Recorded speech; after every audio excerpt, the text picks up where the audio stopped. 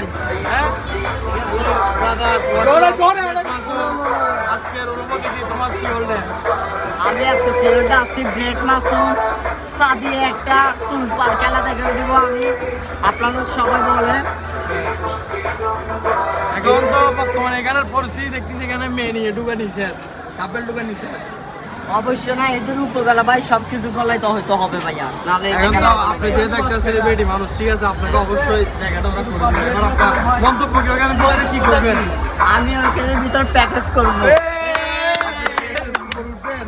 আমি স্টেজে উঠবো, আমি বিল্ডিং এর উপর উঠবো। আচ্ছা, ওই পারে থাকবেন।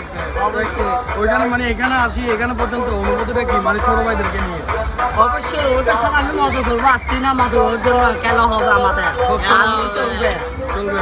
হ্যাঁ, টিকটক কা বাবা। সব খাবো আমি। তাহলে ব্রেড মাসুম একটা খেলা চলবে।